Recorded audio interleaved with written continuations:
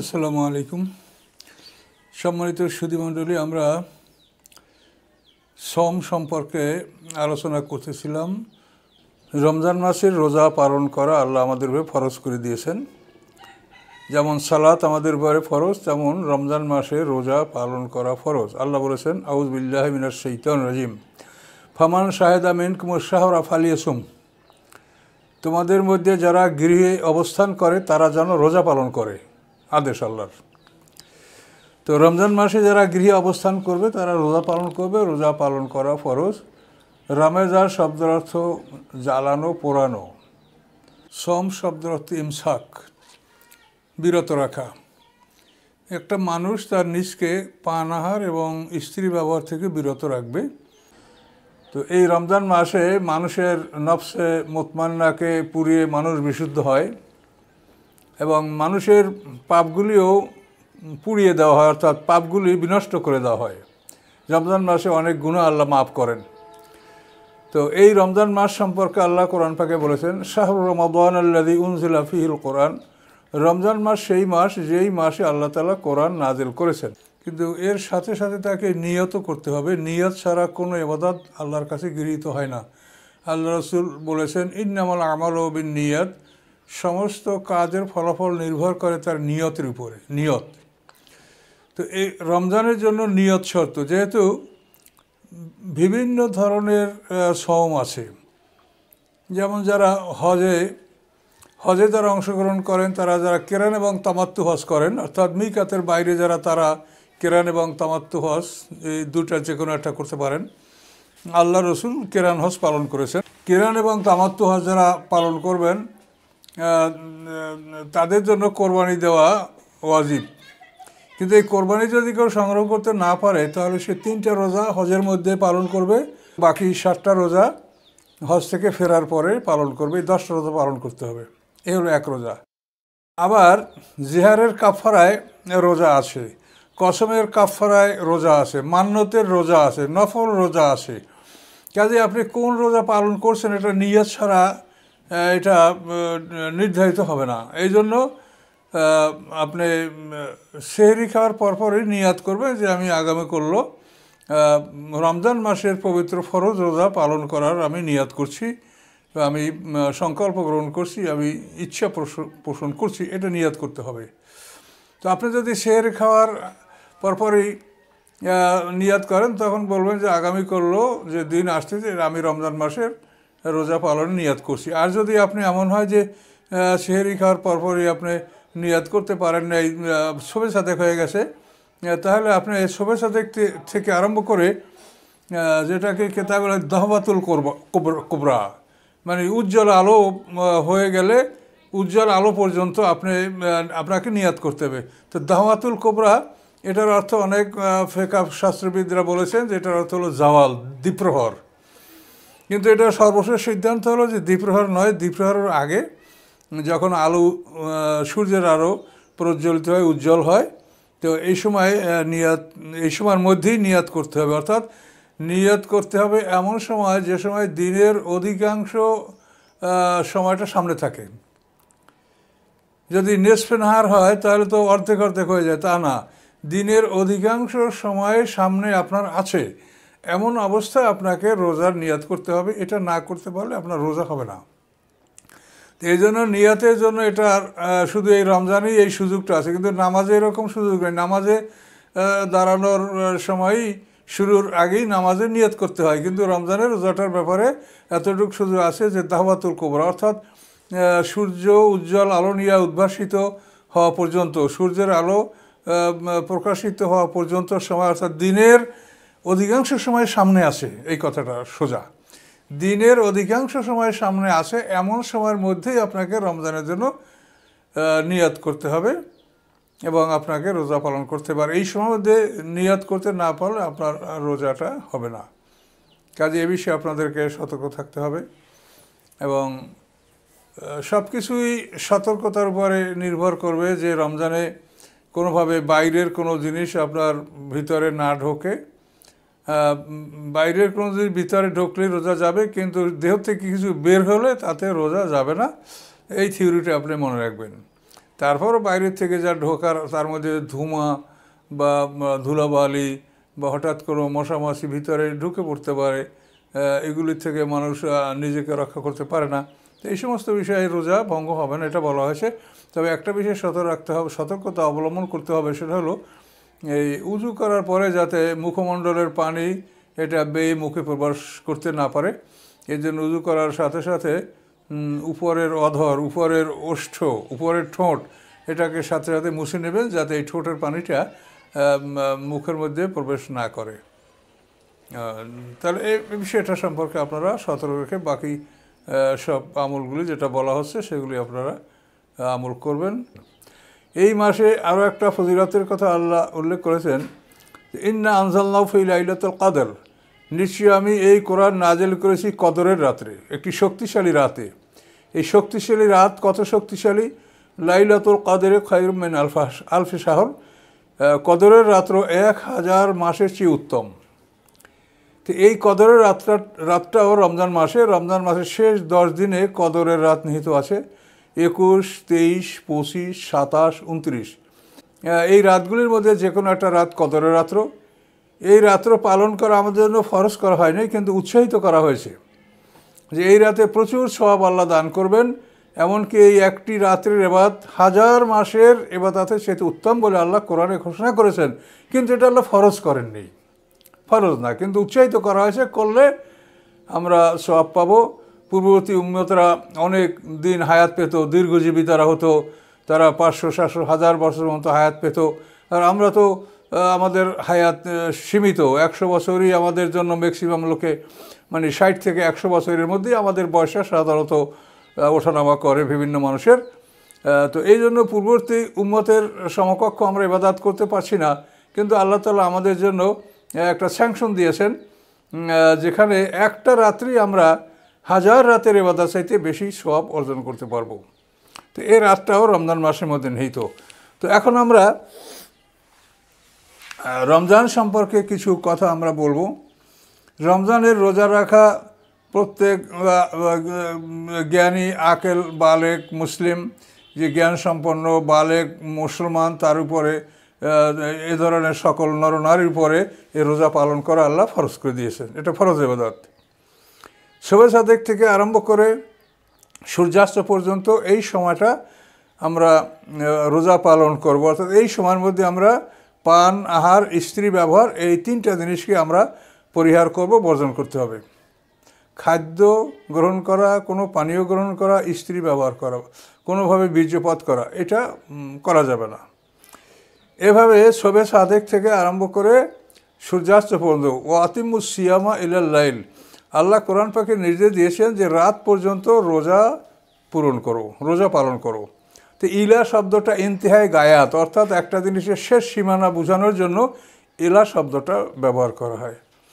তাহলে রাতের সীমানা ইলাল লাইল, অর্থাৎ রাতের সীমানা পর্যন্ত, দিনের সর্বশেষ প্রান্ত এবং রাতের শুরু, এই সীমানা পর্যন্ত তোমরা রোজা পালন করবে। তাহলে আমরা রাত এবং দিন এক বস্তু না। ইলা শব্দ দ্বারা যখন একটা সীমানা নির্ধারণ করা হয়, তখন পূর্বের অংশ পরের অংশ যদি একই হয়, তাহলে পূর্বের অংশের আদেশ পরের অংশের মধ্যে ঢোকে। আর যদি পূর্বের অংশ এবং পরের অংশ বিপরীত হয়, তাহলে আদেশটা পরবর্তী অংশের মধ্যে মোটেও ঢুকবে না। রাত এবং দিন এর দুটো বিপরীত বস্তু, পরস্পর বিপরীত বস্তু দুটা, কাজে এর জন্য ইলাল লাইল মানে এর মানে হলো যে রাতের মধ্যে আদেশটা মোটেও ঢুকবে না। আবার দেখেন, ফাগসুলু উজুহাকুম ও আইদিয়াকুম ইলাল মারাফিকি, এখানে কোরআনের আয়াতেটাও তোমরা চেহারা এবং তোমাদের হস্তদ্বয় ধৌত করো কনু পর্যন্ত। তো এখানে এই কনুর আগের অংশ এবং পরের অংশ একই রকমের সমান। এটা হওয়ার কারণে আমরা কিন্তু কনুর উপরেও একটু ধৌত করি, যেহেতু এখানে আদেশটা হলো যে যাকে বলে গায়া মোগায়া, অর্থাৎ পূর্বের অংশ পরের অংশ, পূর্ববর্তী অংশ পরবর্তী অংশ যদি একই হয়, তাহলে পূর্ববর্তী অংশের আদেশটা পরবর্তী অংশের মধ্যে কিছু প্রবেশ করে। এই জন্য আমরা কনু সহ ধৌত করি। ইলাল মারাফেক, কনু পর্যন্ত কিন্তু আমরা ধৌত করি কনু সহ। আর এই রাতের বেলায় যেখানে দিন ও রাত গায়া মোগায়া মানে পূর্বের অংশ পরবর্তী অংশ এক না, সেখানে এই পূর্ববর্তী অংশের আদেশ পরবর্তী অংশের মধ্যে মোটেও ঢুকবে না। এই জন্য রাতের মধ্যে মোটেও রোজা প্রবেশ করবে না। তো আল্লাহ বলেছেন কোরআন পাকে, ও আতিমুস সিয়ামা ইলাল লাইল, রাত পর্যন্ত রোজা রাখো। এখানে দিন এবং রাত দুটোই বিপরীতমুখী, এই জন্য দিনের আদেশ রাতের মধ্যে মোটেও প্রবেশ করবে না। রাত হওয়ার সাথে সাথেই অর্থাৎ সূর্যাস্তের সাথে সাথে আমরা ইফতার করব। বর্তমানে এক শ্রেণীর লোক এমন আছেন যারা বলেন যে আল্লাহ রাত পর্যন্ত রোজা রাখতে বলেছেন, তাহলে তারা রাতে রোজা ইফতার করবেন। এখন রাত তারা কখন তাদের রাত হয় এটা আমরা কি করে বুঝবো? আমরা তো জানি যে সূর্যাস্ত থেকেই রাত, কাজেই রাতটা কখন হয়? রাত কি সন্ধ্যার 1 ঘন্টা পর হয় না 2 ঘন্টা পর হয়? ওনারা রাতের কি ব্যাখ্যা দিবেন? কাজে এই জন্য এটা একটা ভ্রান্ত। তার কারণ আল্লাহর রসুল এবং সাহাবায়ে কেরাম তারা কেউ মাগরিবের পরে ইফতার করছেন এমন কোনো ইতিহাস, এমন কোনো ঘটনা কেউ বলতে পারে না যে আল্লাহর রসুল এবং সাহাবীরা মাগরিবের পরে ইফতার করেছেন। কাজে এই জন্য সূর্যাস্তের সাথে সাথে ইফতার এটাই সঠিক। কাজেই রাত এবং দিন বোঝার জন্য আপনি এতটুকু বোঝেন, শবে সাদেক থেকে দিন। এখন শবে সাদেক থেকে 1 ঘন্টা 25 মিনিট পরে সূর্যোদয় হয়। এই 1 ঘন্টা 25 মিনিট এটা অন্ধকার থাকে। এখন এই অন্ধকার, দিনের অংশ এটা অন্ধকার, এখন এটাকে আপনি রাত বলবেন? এই অংশে কি আপনি রাত মনে করে সেহরি খেতে পারবেন? পারবেন না। কাজে দিনের প্রথম অংশ মানে অন্ধকার থাকে, আর রাতের প্রথম অংশটা আলোকিত থাকে। এই জিনিসটা বুঝেন, দিনের প্রথম অংশটা থাকে অন্ধকার, আর রাতের প্রথম অংশটা 1 ঘন্টা পরিমাণ আলোকিত থাকে। কিন্তু এই আলোকিত অংশটা এটা রাতেরই অংশ, এটা রাত, এটাকে আপনি দিন বলতে পারেন না। যেমন দিনের শবে সাদেক থেকে সূর্যাস্ত পর্যন্ত অন্ধকার, এই অংশটাকে আপনি রাত বলতে পারেন না। এভাবে সূর্যাস্তের পরে 1 ঘন্টা পর্যন্ত যে আলোকিত থাকে এটাকে আপনি দিন বলতে পারেন না। কাজে এভাবেই আপনি বুঝে সূর্যাস্ত হওয়ার সাথে সাথে ইফতার করবেন। এটাই রাসূল এবং সাহাবায়ে কেরামদের তরিকা। আপনাদের মনে করতে হবে এই কোরআন রাসূলের পরে নাযিল হয়েছে, এই কোরআন প্রতিষ্ঠিত হয়েছে সাহাবায়ে কেরামদের মাধ্যমে। রাসূল সাল্লাল্লাহু আলাইহি ওয়াসাল্লাম সাহাবায়ে কেরামদেরকে নিয়েই এই কোরআন প্রতিষ্ঠা করেছেন। কাজে রাসূল এবং সাহাবীরা কোরআনের কোন আয়াতের উপরে কীভাবে আমল করেছেন এইটা জেনে নেওয়া আমাদের জন্য একান্ত জরুরি। আপনি যদি মনে করেন যে কোরআন আমার উপরে নাযিল হয়েছে, আমিই কোরআন পড়ছি, আমি বুঝছি, তাহলে সেটা আপনার ব্যাপার।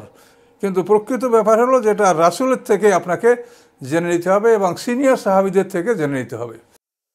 এ হলো আপনার রোজা। এই রোজায় পান, আহার, স্ত্রী ব্যবহার, এই 3টা জিনিস যদি আপনি বর্জন করেন তাহলে এটা সাধারণ রোজা হবে।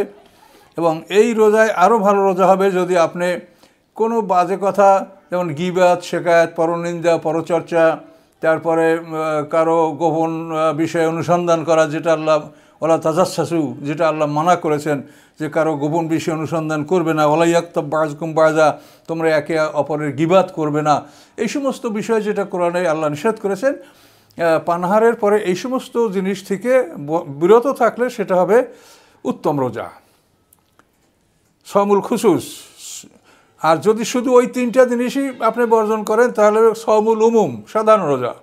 আর যদি এর সাথে এগুলিও করেন যে আপনি গীবাত, শেকায়াত, পরনিন্দা, অপরের গোপন বিষয় অনুসন্ধান করা, বাজে কথা বলা, এগুলি বর্জন করেন, সেটা সাওমুল খুসুস, আপনার বিশেষ রোজা হবে। আর সাওমুল খুসুসুল খুসুস আরও উত্তম রোজা হবে যদি আপনি রোজা রাখার পরে আল্লাহর ইবাদত ছাড়া অন্য কোনো কিছুতেই আপনি আত্মনিয়োগ করবেন না। কোরআন তেলাওয়াত, নফল নামাজ এবং রাসূলের জীবনী, কোরআনের তাফসীর শিক্ষা, এই সমস্ত সময় নিয়েই যদি আপনি পুরা অক্তটা কাটাতে পারেন তো এটা হবে সর্বোত্তম রোজা। রোজাকে 3টে ভাগে ভাগ করা হয়, সাওমুল উমুম, সাওমুল খুসুস, সাওমুল খুসুসুল খুসুস। তো এই সর্বোত্তম রোজা না হলেও অন্তত মধ্যম পন্থার রোজা, কার পক্ষে কোনটা সম্ভব আমরা 3টাই বলে দিলাম, এটা আপনারা পালন করবেন। এটা হলো আমাদের রোজা। এরপরে মহিলাদের রোজা সম্পর্কে, মহিলারা তাদের উপরও পুরুষের মতোই রোজা পালন করা ফরজ, কিন্তু মহিলাদের যে সমস্যা আছে যে তারা যদি ঋতুবতী হয়, অর্থাৎ তাদের যদি হায়েজ আসে, তো হায়েজের সময় তারা রোজা বর্জন করবে, পরে সেগুলিকে কাজা করবে। তো হায়েজ এবং নেফাস, সন্তান প্রসব করার পরে মহিলাদের যে রক্তস্রাবটা জারি থাকে, এটা সর্বোচ্চ 40 দিন থাকতে পারে, আর কম কত এর কোনো সময় নির্ধারিত নয়, 1 ঘন্টায় এটা বন্ধ হতে পারে। তো এই নেফাসের সময়ও তারা রমজান মাসের রোজা কাজা করবে এবং পরবর্তীতে এগুলি তারা মানে রোজা তরক করবে, পরবর্তীতে এগুলো তারা কাজা করে নেবে। তো এগুলির মশলা সম্পর্কে জেনে রাখতে হবে যে মহিলাদের হায়েজের পরিমাণ, হায়েজ কমপক্ষে 3 দিন, সর্বোচ্চ 10 দিন। এবং এই হায়েজের সময়টা নির্ধারিত হয় মহিলারা যখন প্রথম ঋতুবতী হয়, তখন 1, 2, 3 হায়েজের মধ্যেই তাদের সময়টা নির্ধারিত হয়ে যায়। যে কেউ 4 দিনে পবিত্র হয়, কেউ 5 দিনে, 6 দিনে, 7 দিনে এবং সর্বোচ্চ 10 দিন। 10 দিনের অধিক যদি কারো রক্তস্রাব হয় তার সেটাকে রোগ মনে করতে হবে। 3 দিনের কম যদি রক্তস্রাব হয় সেটাকেও রোগ মনে করতে হবে। আবার পবিত্র হওয়ার পরে অন্তত 15 দিন পর তার হায়েজ আসবে, তার এটা হায়েজ মনে করতে হবে। 15 দিনের আগে যদি হায়েজ আসে এটাকে রোগ মনে করতে হবে। কাজে এই সমস্ত বিষয়গুলি লক্ষ্য রেখে মহিলারা রোজা পালন করবে। হায়েজের সময় অতিক্রান্ত হয়ে যাওয়ার পরে পরবর্তীতে তারা এই রোজাগুলি কাজা করবে। যে সমস্ত মহিলারা গর্ভবতী তারাও যদি মনে করে সন্তানের পেটে সন্তানের ক্ষতি বা তার জীবনের উপর ঝুঁকি, তো এই গর্ভবতী মহিলারাও রোজা কাজা করতে পারবে, পরে রোজা ভঙ্গ করতে পারবে, পরে তারা এটা কাজা করবে। দুগ্ধদানকারী মা, যে সমস্ত মায়েরা দুধ দান করেন তারাও রোজা ভঙ্গ করে পরে এটা কাজা করতে পারবেন। তো এখানে অনেকগুলি কথা আছে। সেটা হলো এই যে দুগ্ধবতী মহিলা যদি ধনী পরিবারের মহিলা হয় এবং দুধ পান করানো যদি তার জন্য অজীব না হয়, সে অন্যভাবেও দুধ পান করাতে পারে, যেমন তাকে ফিডার খাওয়াতে পারে, অন্য ধাত্রী মাতা দ্বারা দুধ পান করাতে পারে, এরকম সচ্ছলতার মধ্যে যারা আছেন তাদের জন্য রোজা ভঙ্গ করার অনুমতি নাই, তারা রোজা পালন করবেন। এবং যে সমস্ত মহিলা এভাবে বেতনভোগী দুগ্ধদানকারী হয়, কোনো সন্তান পালন করার জন্য সে দায়িত্ব নিয়েছে এবং সে বেতনভোগী, এমতো অবস্থায় সন্তানের দুধ পান করাতে যদি বিঘ্ন ঘটে তো সেই রোজা ভঙ্গ করবে এবং পরে সেই রোজা কাজা করবে। তো এই সমস্ত বিষয়গুলি মহিলাদের ক্ষেত্রে এগুলো খেয়াল রাখতে হবে। কোনো মহিলা যদি কোনো কৃত্রিম অবলম্বন করে হায়াজকে বন্ধ রেখে রোজা পালন করে, তার রোজা হয়ে যাবে, কিন্তু এই পদ্ধতিটা অবলম্বন করা মাকরুহ হবে। যে কোনো ঔষধ বা কোনো কিছু ব্যবস্থা গ্রহণ করে সে রমজান মাসে ঋতুবতী হলো না, তো ঋতুবতী না হলে সে রোজা পালন করবে, রোজা আদায় হয়ে যাবে, কিন্তু এই পদ্ধতিটাকে মাকরুহ বলা হয়েছে। রোজা ভঙ্গ হওয়ার কারণগুলি আমরা দেখব এরপর। রোজা কিসে ভঙ্গ হয়? রোজা ভঙ্গ হয় পানাহার এবং বীর্যপাত ঘটালে, ইচ্ছাকৃত বীর্যপাত ঘটালে। পানাহার করলে ইচ্ছাকৃত বা বীর্যপাত ঘটালে রমজানের রোজা ভঙ্গ হয়ে যাবে। তো এই জন্য সতর্কতা অবলম্বন করতে হবে যে যে বীর্যপাত ঘটাবে এবং যার মাধ্যমে বীর্যপাত ঘটাবে, এই দুটা লোকেরই রোজা নষ্ট হবে। তো রমজান মাসে ইনজেকশন গ্রহণ করা যাবে না, অর্থাৎ শরীরের ভিতরে কিছু ঢুকলে রোজা নষ্ট হবে, শরীর থেকে কিছু বের হলে রোজা নষ্ট হবে না। যেমন বেদেদের মাধ্যমে অনেকে সিঙ্গা দিয়া দূষিত রক্ত বের করে রমজান মাসে, এটা বের করলে এটা বের হয়, এই জন্য এটা রোজা নষ্ট হবে না। কিন্তু যদি কোনো ইনজেকশন ব্যবহার করা হয়, সেটা খাদ্য জাতীয় হোক বা ঔষধ জাতীয় হোক, যে কোনো অবস্থায় ভিতরে ঢুকলে রোজা ভঙ্গ হবে, আর দেহ থেকে বের হলে তাতে রোজা ভঙ্গ হবে না। এই জন্য কতগুলি সতর্কতা অবলম্বন করতে হবে। যেমন যারা পান খান, তারা পান মুখে দিয়ে সেহরি খাওয়ার পরে পান মুখে দিয়ে ঘুমিয়ে গেলেন এবং ভোরে উঠে দেখেন সবে তাদের মুখে পান, এদের এই রোজা নষ্ট হয়ে গেল, এই রোজাটা তার কাজা করতে হবে। এভাবে করা যাবে না, এভাবে সতর্কতা অবলম্বন করতে হবে। তারপরে কোনো ঔষধ এমন ব্যবহার করা যাবে না নাকে কানে, যেই ঔষধগুলি ভিতরে চলে যায়, নাকে কানে চোখে এমন কোনো ঔষধ ব্যবহার করা যাবে না যেটা ভিতরে ঢুকে যায়, তাহলে রোজা ভঙ্গ হয়ে যাবে। তো এভাবে পানিতে যারা গোসল করেন তাদের জন্য সতর্কতা যে গোসলের সময় যদি গলার মধ্যে পানি ঢোকে বা গড়গড়া সহিত কুলি করা, এ সময় যদি পানি ঢোকে মুখের মধ্যে, তাহলে রোজা নষ্ট হয়ে যাবে। এই জন্য রমজান মাসে সাধারণত উজু করার সময় গড়গড়া এবং নাকে পানি এটা না দেওয়াই ভালো, যেহেতু সাধারণ উজুর সময় এই গড়গড়া বা নাকে পানি দেওয়া এটা ফরজ না। যখন গোসল ফরজ গোসল আদায় করার সময় কিন্তু নাকে পানি দেওয়া এবং গড়গড়া করে কুলি করা, এটা দুটোই ফরজ। ফরজ গোসলে 3টা ফরজ: নাকে পানি দেওয়া, গলার ভিতরে পানি ঢুকে গড়গড়া করা, সমস্ত শরীর ধৌত করা, এই 3টা ফরজ হলো ফরজ গোসলে। কাজে ফরজ গোসলের ক্ষেত্রে কিন্তু এগুলো আপনাকে করতেই হবে। এই জন্য কারো অবস্থা যদি এমন হয় যে স্ত্রী ব্যবহার করার পরে ঘুমিয়ে পড়েছেন, এখন জাগ্রত হয়েছেন, তখন যদি গোসল করতে যান তাহলে সেহরি খাওয়ার সময় থাকবে না, তাহলে আপনি ওই সময় নিয়ত করেন যে আমি ফরজ গোসলের জন্য আমি গড়গড়া করছি, এভাবে গড়গড়া সহিত কুলি করে নাকে পানি দিয়ে আপনি এই দুইটা কাজ আদায় করে রাখেন। এরপরে আপনি সেহরি খান, সেহরি খাওয়ার পরে আপনি সমস্ত শরীর ধৌত করে আপনি গোসল করবেন, এতে কোনো সমস্যা হবে না। তো এভাবেই শরিয়াতে আল্লাহ তাআলা সমস্ত বিষয়গুলির খুব সুন্দর সমাধান রেখেছেন, এগুলিকে আমরা পালন করব। রমজান মাসে রোজা রেখে স্ত্রীকে স্পর্শ করা বা চুম্বন করা এটা বৈধ, কিন্তু শর্ত রাখা হয়েছে যে এমন কোনো পুরুষ যদি যে স্ত্রীর সাথে একটু কোলাকুলি বা আলিঙ্গন করলে বীর্যপাত হয়ে যাবে, তো তার জন্য এর থেকে দূরে থাকতে হবে। এবং চুম্বন করার ক্ষেত্রে মানে স্ত্রীকে চুম্বন করার ফলে একই জায়গায় পুনরায় চুম্বন করলে রোজা ভঙ্গ হয়ে যাবে। তার কারণ আপনার মুখের লালা মুখ থেকে বের হয়ে যাওয়ার পরে যদি আপনি সেটা গ্রহণ করেন, গিলেন, তাহলে রোজা ভঙ্গ হয়ে যাবে। মুখের ভিতরে আপনার লালা জমা হচ্ছে, ভিতর থেকে ভিতরে গিলি ফেলেন, আপনার রোজা ভঙ্গ হবে না। কিন্তু এই লালা মুখের সীমানা যে ওঠ, আপনার অধর ওষ্ঠের সীমানার বাইরে বের হয়ে যাওয়ার পরে যদি আপনি টেনে মুখের মধ্যে নিয়ে আপনি গিলে ফেলেন, তাহলে আপনার রোজা ভঙ্গ হয়ে যাবে। কাজে এই জন্য এই সমস্ত বিষয়গুলিতে আপনার সতর্কতা অবলম্বন করতে হবে।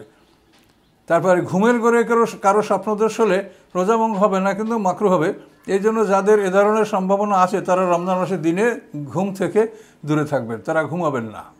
তো এইভাবেই রমজান পালনের সব বিষয়গুলি লক্ষ্য রাখতে হবে। রমজান মাসে মেশক করার ক্ষেত্রে 2 প্রহরের পরে যে কোনো সময় আপনি ইফতারের সময় পর্যন্ত আপনি শুকনো বা কাঁচা ডাল দ্বারা আপনি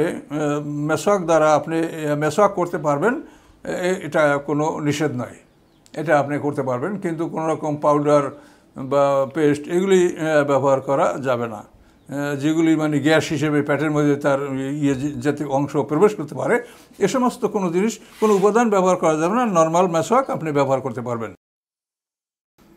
তো ভুলবশত যদি কেউ রমজান মাস কেউ খেয়ে ফেলেন, তাতে আপনার রোজা, আপনি হয়তো খাচ্ছেন, কেউ আপনাকে বলছে এই তুমি রোজা, তখন সাথে আপনি ত্যাগ করবেন। আর যদি বলে দেওয়ার পরেও আপনি খান, তাহলে রোজা আপনার নষ্ট হয়ে যাবে। তো ভুলবশত কোনো কিছু খাদ্য গ্রহণ করলে এটা রমজানের এতে রোজা নষ্ট হবে না। ধুলাবালি ধুমা যদি মুখে প্রবেশ করে তাতেও আপনার রোজা নষ্ট হবে না। কিন্তু পানি, বরফ এগুলো যদি মুখে প্রবেশ করে তাহলে কিন্তু আপনার রোজা ভঙ্গ হয়ে যাবে। কোনো মশামাছি যদি মুখের মধ্যে আপনার অজান্তে মুখের মধ্যে কথা বলছেন বা কিছু করছেন, মশামাছি মুখের মধ্যে ঢুকে যায়, তাতেও আপনার রোজা ভঙ্গ হবে না। তো মশামাছি ঢুকলেও রোজা ভঙ্গ হবে না, ধুমা এবং ধুলোবালি ঢুকলেও রোজা নষ্ট হবে না। কিন্তু বরফ, পানি এগুলো মুখের মধ্যে ঢুকলে রোজা নষ্ট হবে। দাঁতের ফাঁকে কোনো কিছু যদি খাদ্য থাকে, সেটা একটা ডাল বরাবর যদি হয় এবং চিবিয়ে ভিতর থেকে ভিতরে চলে যায়, রোজা নষ্ট হবে না। কিন্তু মুখের অধর বা ওষ্ঠ, এই ওঠের বাইরে বের করে আবার যদি ভিতরে নিয়ে সেটাকে গিলে ফেলা হয়, তাহলে রোজা নষ্ট হবে। তো এইভাবে রমজান মাসের বিষয়গুলি আমরা সতর্ক থাকব। এবং এই রমজান মাসে আমরা দিনে রোজা পালন করার পরে আমরা রাতে তারাবি নামাজ আদায় করব। এই তারাবি নামাজ নিয়ে অনেক কথা বলা আমি এটা পছন্দ করি না, যেহেতু এটা সুন্নাত আমল। এই তারাবি নামাজ যেটা আমাদের, এটা বহু গবেষণা চিন্তা ভাবনার পরে আমরা যেটা সারমর্ম যেটা আমরা পেয়েছি, সেটা হচ্ছে যে এই তারাবি নামাজ এটা সুন্নাতুল খোলাফায়ে রাশিদিন। আল্লাহ রসুল তারাবি নামাজ পড়েন নাই। তার সবচাইতে বড় প্রমাণ হলো যে আল্লাহ রসুল তারাবি নামাজ পড়লে আবু বকর সিদ্দিক অবশ্যই তারাবি নামাজ আদায় করতেন, কিন্তু আবু বকর সিদ্দিক তারাবি নামাজ পড়েছেন এমন কোনো বর্ণনাকে স্পষ্টভাবে বলতে পারেন না। আবু বকর সিদ্দিক যখন তারাবি নামাজ পড়েন নাই, তখন এটা নিশ্চিত যে আল্লাহ রসুল তারাবি নামাজ পড়েন নাই। উমর ফারুক রাদিয়াল্লাহু তাআলা আনহু সাহাবা ইকরামদেরকে পরামর্শক্রমে কোরআনের সংরক্ষণের জন্য তিনি একটা উদ্ভাবন করেছেন এবং নিজেই বলেছেন নি'মাল বেদাত, এটা উত্তম একটা নূতন জিনিস আমরা আবিষ্কার করেছি, যার মাধ্যমে কোরআন শরীফ মানুষ হেফাজত করতে পারে, কোরআন মুখস্থ করতে পারে, কোরআন হাফেজরা ইয়াদ করতে পারে এবং সাধারণ মানুষ শুনতে পারে। এই জন্য উমর ফারুক রাদিয়াল্লাহু তাআলা জামানায় তিনি এই উবাই ইবনে কাবকে তিনি এই নামাজের ইমামতি দায়িত্ব দিতেন। তিনি নামাজ পড়তেন, তিনি যেভাবে যতটুকু পরে পরে রুকু করেছেন সেইটাকে কোরআনের রুকু হিসাবে চিহ্নিত করা হয়েছে। এবং তিনি 20 রাকাত করে তারাবি নামাজ 27 দিন পড়েছেন।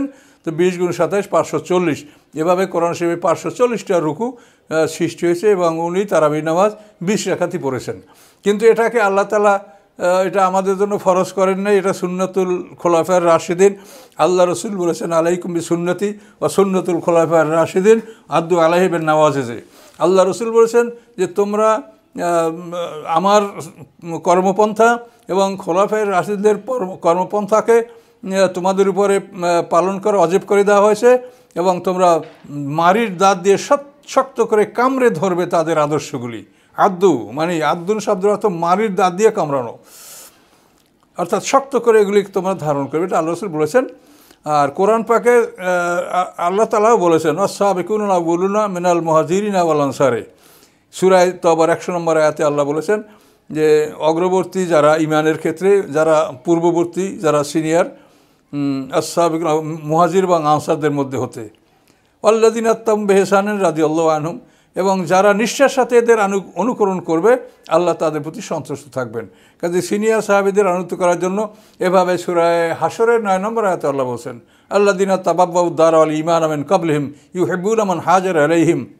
এই 9 নম্বর আয়াতে আপনি ওই একই জিনিস দেখতে পাবেন যে সিনিয়র আনসার মুহাজিরদেরকে অনুকরণ করার জন্য আল্লাহ বলেছেন, তাদের জন্য আল্লাহ দোয়া করতে বলেছেন, এ সমস্ত কথা আছে। এই জন্য সিনিয়র সাহাবীদের কোনো আমল এটা আমরা গ্রহণ করা এটা কোনো বেদাত নয়, এবং এটা বরং আল্লাহর কোরআনেরও নির্দেশ এবং রাসূলেরও নির্দেশ। কাজেই এটা আমরা পালন করব। কিন্তু জেনে রাখতে হবে যে তারাবির নামাজ রমজানের কোনো অংশ নয় বা রমজানের ক্ষতিপূরণ নয়, এটা একটা ইবাদত, এটা উৎসাহিত করা হয়েছে। আপনি এটা করলে সওয়াব পাবেন, বহুগুণ সওয়াব পাবেন। যেহেতু রমজান মাসের সম্মান তো আল্লাহ কোরআনেই উল্লেখ করেছেন, এই মাসে আল্লাহ কোরআন নাজিল করেছেন, এই মাসের মধ্যে কদরের রাত রয়েছে, এই মাসটা অত্যন্ত ফজিলতের মাস, বরকত ও রহমতের মাস। আল্লাহ রসুল ঘোষণা করেছেন এই মাসে কোনো আমল করলে অন্য মাসের আমলের তুলনায় 70 গুণ সওয়াব বাড়িয়ে দেওয়া হবে। তো এগুলি অবশ্যই আল্লাহ করতে পারেন, যেহেতু আল্লাহ নিজেই তো এগুলো ঘোষণা করেছেন। এই ধরনের সওয়াব দেওয়ার কথা কোরআনে বর্ণিত আছে যে একটা দানা তুমি বপন করলে তাদের 60টা শীষ হয়, 60টা শীষে একটা শীষে 100 করে দানা হলে তো একটা দানা বপন করে তুমি 700টা দানা তুমি পাচ্ছ। এটা তো আল্লাহ কোরআন পাকে সূরা বাকারায় বলেছেন। তো এই জন্য এই নেকামলগুলি আমরা পেতে পারি, কিন্তু এটাকে নামাজের যেন, রোজার যেন অংশ মনে করা না হয়, বা এটা না হলে রোজা হবে না এরকম কথা যেন বলা না হয়। সঠিক কথা বলেন, যার ইচ্ছা সে আগ্রহ করে গ্রহণ করবে, ইচ্ছা করবে না করবে না। তো এই তারাবি নামাজ যারা শক্তিশালী, যারা ক্ষমতায়, তারা বেশি রাত পড়েন, যারা অক্ষম তারা কম পড়েন, 8 রাকাত পড়েন, 12 রাকাত পড়েন, 16 রাকাত পড়েন, যা পারেন আপনি তাই পড়েন। আপনি একেবারেই নায়ের মধ্যে যেন না থাকেন, আপনি আদায় করেন, যেটা সোয়াবের আমল, কিন্তু এটাকে আপনারা একেবারে ওয়াজিব ফরজের মতো মনে করবেন না, আবার এটাকে কেউ বেদাতও মনে করবেন না। অনেকে বলেন যে ওমর ফারুককে, তাকে কেন মানবো? ওমর ফারুককে আপনি কোরআন মানলেও ওমর ফারুককে মানবেন। কোরআনে বলেছে সিনিয়র সাহাবীদের সম্মান, আল্লাহ রসুল দিন কায়েম করছেন সাহাবীদের মাধ্যমে, একা না। আপনি সাহাবীদের সম্মান দিবেন না, সাহাবীদের মর্যাদা দিবেন না, তাহলে তো আপনি কোরআনকে অস্বীকার করলেন। যেহেতু কোরআনেই তো তাদের মর্যাদা আল্লাহ দিয়েছেন এই সিনিয়র সাহাবীদের। কাজে এই জন্য কোরআন যেভাবে বলে, আল্লাহ রসুলের বিশুদ্ধ হাদিস যেভাবে বলে, সেভাবেই আমাদের নিজেদের আমল করতে হবে, অন্যদেরকেও বলতে হবে। তো আশা করি আমরা রমজানের বিষয়টা এতটুকু আমরা জেনে নিলে এবং সেভাবে আমল করলে আমার যথেষ্ট হবে। তারপরও কার কী সমস্যা সৃষ্টি হয় সেগুলো আপনারা আমাদেরকে মোবাইলের মাধ্যমে জানার চেষ্টা করবেন। আমরা অথবা আমাদের মতো ওলামায়ে কেরাম যারা আছেন তারা আপনাদের সমস্যাগুলির সমাধান দেওয়ার চেষ্টা করবেন। তো এই বলেই আমি আমার বক্তব্য এখানে সমাপ্ত করছি। একটা বিষয় বাকি থেকে গেল, একটা বিষয় হলো যে দুর্বল যারা, আল্লাযীনা ইউতিকুনা ফিদিয়াতুন তুআমু মিসকিন, যেটা সূরা বাকারায় বলা হয়েছে, দুর্বল যারা, রোজা রাখতে অক্ষম যারা, এই রোজা রাখতে অক্ষম, যেমন সফরে যদি কারো কষ্ট হয় তো সে রোজা ভঙ্গ করে পরে কাজা করতে পারবে। এটা আল্লাহ ফামান কানা মিনকুম মারিদান আও আলা সাফারিন ফাইদ্দাতুম মিন আইয়ামিন উখর, এগুলি সব কোরআনেই বলা আছে যে সফরে কারো কষ্ট হলে অথবা কেউ রুগ্ন হলে, অসুস্থ হলে তারা রোজা ভঙ্গ করবে, পরে সেগুলি তারা কাজা করে নেবে। আর সফর অবস্থায় যদি কেউ রোজা পালন করে তো করতে পারে। আল্লাহ রসুল মক্কা বিজয়ের সময় রোজা ভঙ্গ করেছেন এবং তার সাথে সাহাবায়ে কেরামরাও রোজা ভঙ্গ করেছেন আল্লাহ রসুল। এটা স্পষ্ট এবং সবার কাছে এটা জানা। তো এই জন্য সফরের রোজা ভঙ্গ করা যাবে। সফরের দূরত্ব হলো, আপনি 48 মাইল দূরে সফরের জন্য নিয়াত করে বের হলে আপনি মুসাফির, কিন্তু এই মাইলটা হলো রাসূল সাল্লাল্লাহু আলাইহি ওয়াসাল্লামের দাদা হাশিমের প্রবর্তিত মাইল, মানে এই কোরআন যখন নাযিল হয়েছে, শরীয়ত যখন আসে, তখন পৃথিবীতে যে মাইল ছিল ওই মাইল আপনি ধরবেন। এখন যদি বলেন আগে বলেন 1760 গজের মাইল ছিল, এখন 1000 মিটারের মাইল, জানি এগুলো তো হবে না। এটা যুগে যুগে এটার পরিবর্তন ঘটছে। তো কোরআন যখন নাযিল হয়েছে তখন পৃথিবীতে মাইলটা কী ছিল? সেই সময় মাইল ছিল 4000 গজের মাইল অথবা 12000 কদমে মাইল। এটা আপনারা সূরা নেসার কসরের আয়াত যেখানে, সেইখানে এই কসরের আয়াতের হাসিয়া সূরা জালালাইনে আমি যে কথাগুলো বলছি সেখানে আমরা দেখতে পাবেন। তাহলে মাইল হবে 4000 গজের মাইল। এই মাইলের 48 মাইল দূরে কেউ সফর করার নিয়াত করলে সে সালাত কসর করবে, অর্থাৎ জোহর আসর এশায় 4 রাকাতের জায়গায় 2 রাকাত পড়বে যদি নিজে একা নামাজ পড়ে। আর জামাতে বলে তো ইমামের সাথে পুরো নামাজ পড়বে আর রোজা ভঙ্গ করতে পারবে। এটা হলো সফরের বিষয়। আর অসুস্থ যারা মনে করেন যে রোজা রাখলে তার অসুস্থতা আরও বেড়ে যাবে, তারা রোজার ফেদিয়া দিতে পারেন। তো এভাবে অসুস্থতার কারণে যারা রোজা পালন করতে পারছেন না, তারা রোজার ফেদিয়া দেবে। ফেদিয়া হলো যে আমরা এই প্রত্যেকটা রোজার জন্য যে ফেতরা দেই, নেসপেশা, আমরা যেটা সমাজে ধার্য হচ্ছে সেটা আপনারা দেখতেই পাবেন। প্রতি বছরই রোজার একটা ফেতরা ধার্য হয়। ওই এক একটা ফেতরা এক একটা রোজার ফেদিয়া। 30টা রোজা না রাখতে পারলে 30টা ফেদিয়া হিসাব করে মিসকিনকে, এতিমকে, দুস্থ মানুষকে দিবেন। তারা কি রোজা করলো না নামাজ পড়লো সেটা দেখার দায়িত্ব আপনার না, সেটা তো তার ব্যাপার। সে এবং আল্লাহ যথেষ্ট, এবং তার জন্য কেরামন কাতিবিন ফেরেশতা আছে। সে রোজার, আপনি যদি ভালো আমলদারি লোক পান সেটা আপনার ভাগ্য, কিন্তু কমন কথা হলো আল্লাহ বসে মিসকিনকে দাও, অভাবগ্রস্তকে দাও। এখন সে নামাজ পড়ে কি পড়ে না সেটা তার ব্যাপার। আপনি তাকে নামাজ পড়ার জন্য অনুরোধ করতে পারেন বা বুঝাতে পারেন, কিন্তু সে নামাজ পড়ে না বলে দিবেন না, এটা যেন না হয়। তো এই জন্য এইভাবে অসুস্থ যারা তারা ফেদিয়ে দিবে, কিন্তু শর্ত হলো যে অসুস্থতার কারণে সে ফেদিয়ে দিয়েছে, পরবর্তীতে যদি সে সম্পূর্ণ সুস্থতা অর্জন করে, আল্লাহ ফিরিয়ে দেন, তাহলে কিন্তু তাকে এই রোজাগুলো কাজা করতে হবে। যদিও সে ফিদিয়ে দিয়েছেন, তারপরও সুস্থ হলে এই রোজাগুলো তাকে কাজা করতে হবে। এই বিষয়টা স্মরণে রাখতে হবে। তো রমজান মাসে আপনাদের কাছে আরও অনুরোধ করবো যে আমি যে কোরআনের তাফসির লিখেছি, তাফসিরুল ওয়াফি, তারপর আল-আদার বই 11টা বের হয়েছে, তারপর রাসূলের জীবনী, এ সমস্ত বই পুস্তকগুলি আপনারা রমজান মাসে সংগ্রহ করেন। রমজান মাসে নিজেরা কাজকর্ম কম করেন, কর্মচারীদের উপরে কাজকর্মের বোঝা হালকা করে দেন। তো এভাবে আপনারা এই বই পুস্তক সংগ্রহ করে আপনারা এগুলি পড়াশোনা করলে যথেষ্ট উপকৃত হবেন। রাসূলের সংক্ষিপ্ত জীবনী, আমি কোনো কথাই লম্বা করে বলায় অভ্যস্ত না, তা তো আপনারা শুনতেই পাচ্ছেন। কাজে আমার লেখাগুলো এরকম সংক্ষিপ্ত আকারে কিন্তু খুবই সহজ এবং সরল, আপনাদের জন্য বোধগম্য হবে। তো এই জন্য আপনারা এই বইগুলি সংগ্রহ করবেন। তো এখানে আমার ইউটিউবার যারা আছে, যারা আমার ইউটিউবে কথা প্রচার করে, ওনাদের কাছ থেকেই আপনারা এই বইগুলো সংগ্রহ করতে পারবেন। আশা করি আপনারা এগুলি সংগ্রহ করবেন এবং এগুলির মাধ্যমে দুনিয়া আখিরাতের কল্যাণ, পরকালের রাস্তা আপনার জন্য পরিষ্কার হবে। তো এই বলি আমার কথা এখানে সমাপ্ত করছি। আসসালামু আলাইকুম ওয়া রাহমাতুল্লাহি ওয়া বারাকাতুহু।